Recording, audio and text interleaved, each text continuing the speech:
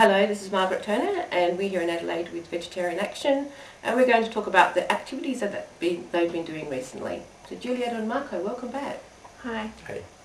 So what have you been doing recently with Vegetarian Action?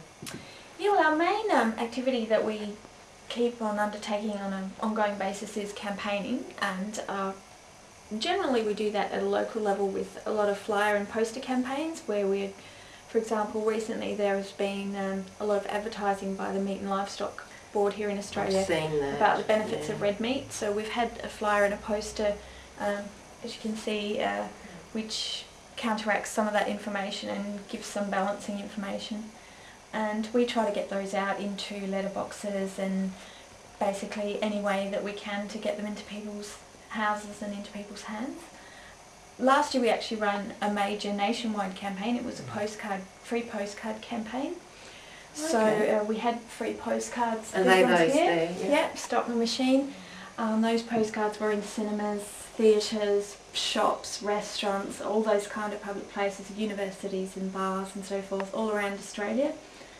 And that was supported by a website as well that had extensive information explaining a lot about meat production and what's wrong with it, giving alternatives about recipes that people could perhaps try out, and it was also organised together with a discount at a vegetarian restaurant for people that took the postcard there within a certain time frame.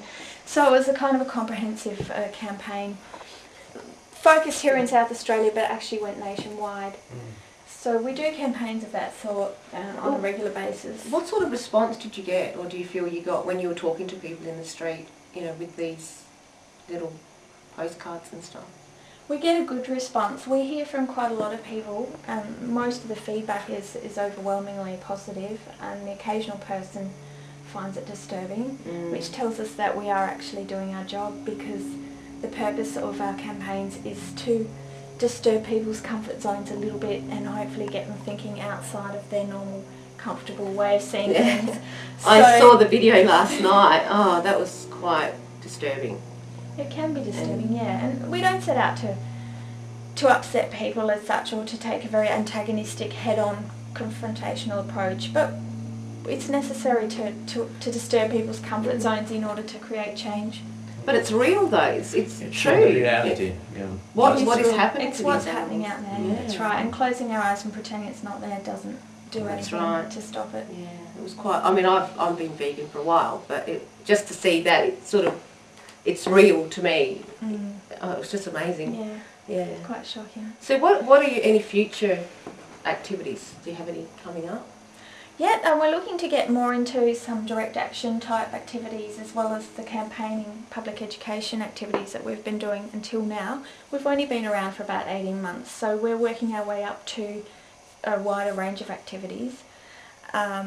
We recently held a forum for vegetarians to get together and talk about creating change and how change can how best to go about making change happen and getting the message out there.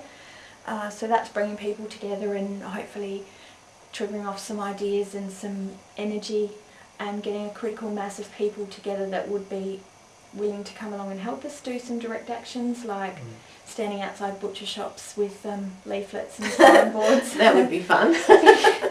That would be fun. Yes. A bit provocative. And also getting out into the community with information stalls in various places, so to get the information out there to people. And yeah, we have a few creative ideas in mind. I think Marco had an idea about a funeral procession. Oh, really? Yeah. Well, World Animal Day is the one which has always been some kind of one of our main objectives, you know, to kind of bring, you know, the attention of the plight of animals, and, you know. Yeah, and yeah, we might do something like that, you know. Yeah, have a few people dressed up as a priest and other people dressed up as mourners, and yeah. I mean, the reality that's to mourn the slaughter of the animals. Well, the reality is grim. You know, we're talking about 50 billion animals. More you than know, 50 billion. And more than 50 billion animals per year, yeah, which are slaughtered to feed humans. And that, you know, kind of brings lots of other issues like this artificial overpopulation of animals which are bred purposely and then they're draining the resources of the planet. I mean the planet is what it is. And we could just go on and on Oh, about yeah, how they're yeah, treated yeah. and how they're farmed. Yeah. It's So just, really, it's not a funeral procession just for the animals, Yeah. but for the whole thing. Yeah. Yeah, look, there's so much to do, and there's almost no limit to what we could do, except the limit is our energies and resources and the number of people we can draw around us that can contribute to that energy and those resources. And the other primary activity that we do is to maintain a website which has a range of different information, some of it being background information about vegetarianism and the reasons for that, and some of it being very locally focused about what's actually happening here in Adelaide and how to be vegetarian in Adelaide, where to shop, what kind of products you can source, and we have a local discussion board so people can actually chat about the different eateries or where to find certain products here in Adelaide. So that's actually trying to make it possible for people and help them on a practical level to actually become and stay vegetarian right here in Adelaide. Yes, so you're not alone if you want to be vegetarian or vegan. Okay, and we'll post the website for you. And this is Margaret Turner with Veggie Vision in Adelaide.